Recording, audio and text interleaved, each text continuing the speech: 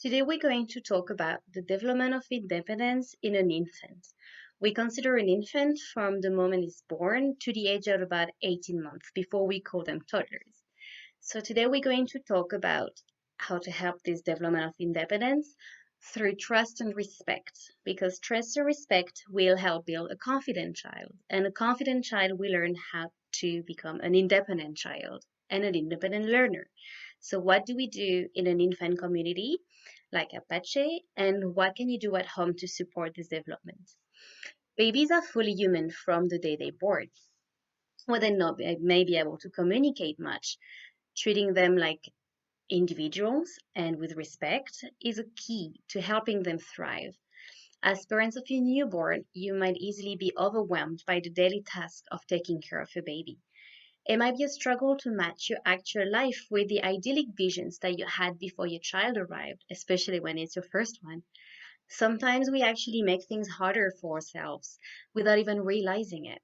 One key step for enjoying the challenging and unique first 18 months is to slow down, to make time to observe, to listen, to talk with, and to trust your baby. Trust builds confidence, and in a Montessori setting, the infant guide will become the ally to this task. And those allies will enlist, and those are things that you can do at home.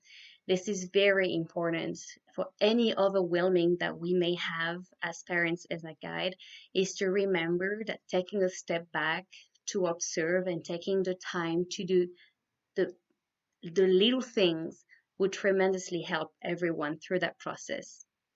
So what can we do at home and also at school to help this process? So a child-led but a consistent routine of eating and activity and sleep will provide some stability for that child. Other very important thing that we can do as adults is to have a prepared environment to keep the baby safe so they can explore without having a continuous interference of the adult around.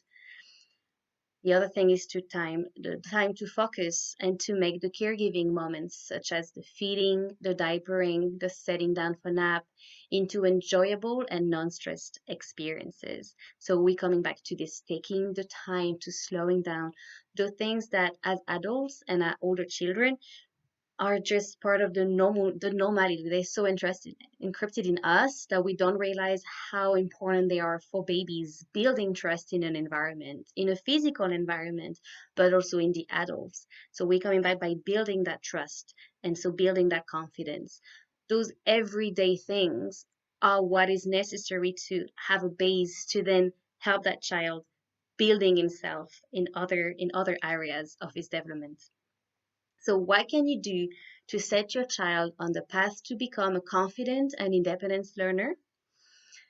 The first thing that is very important, we coming back to this, is to follow a clear and consistent routine, which is in line with your child's natural rhythm of eating, activity, and sleep.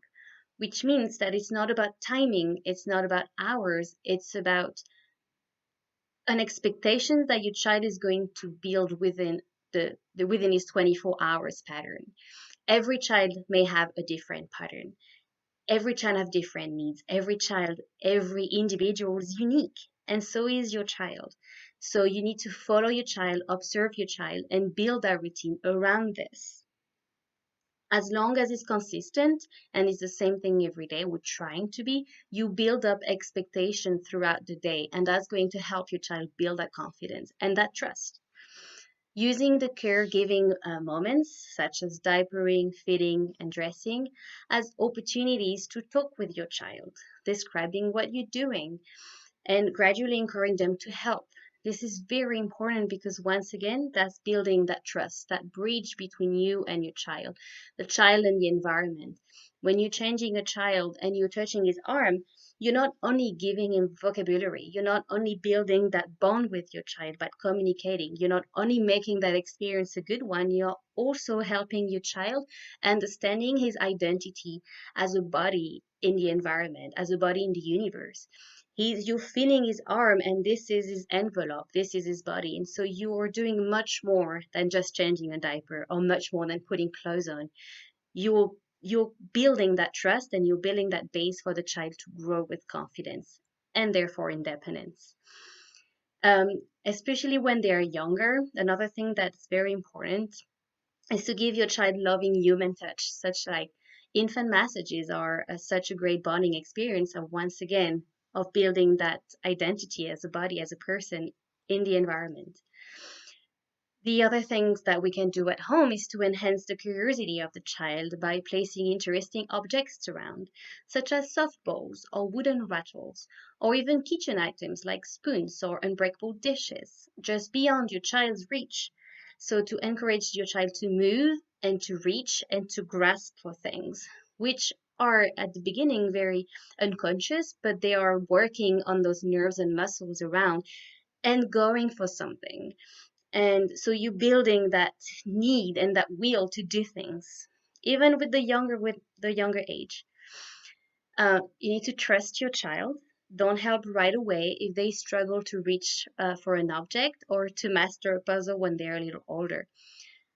Once again, take the time to observe, to be nearby, and to offer verbal support if they make eye contact.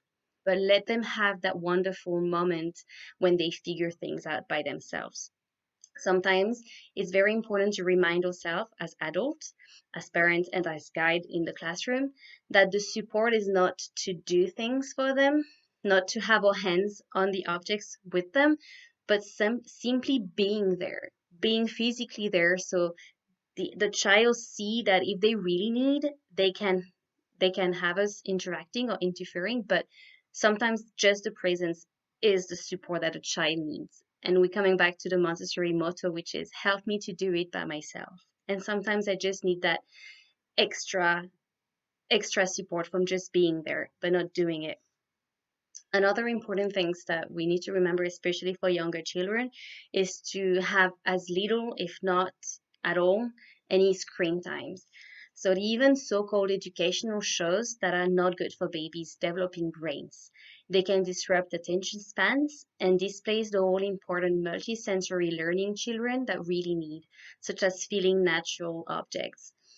You would maybe see that children in the younger age when in front of a TV or in a Skype or FaceTime moment, they will go very, very close to the screen. Why is this? And why is every child across the entire world is doing this? Simply because when they're younger, children are trying to comprehend and make sense of the real world or what's around them, what's physically around them.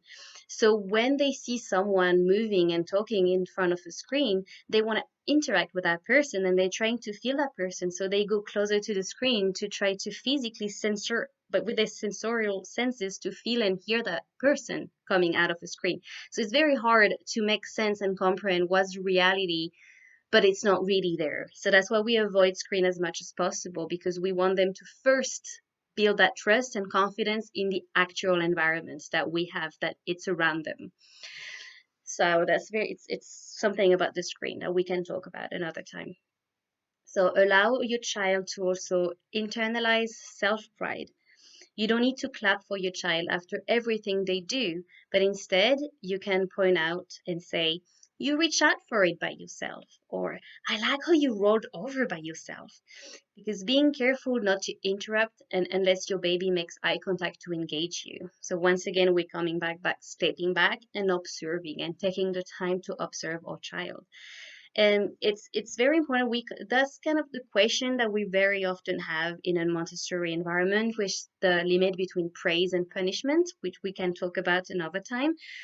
But the praise is not necessarily clapping your hand. The praise is to point out at what the child did, the action that was done that created a pride moment. So then the child can internalize that feeling, and then that comes from within the child. And now the child is not doing something good for the reaction of the outside world, but for the reaction that he felt inside when he succeeds something. So, but that's something about praise and punishment that we can talk about another time. So I hope you enjoy that video, and you can click on the links for any additional informations and videos. Thank you for watching.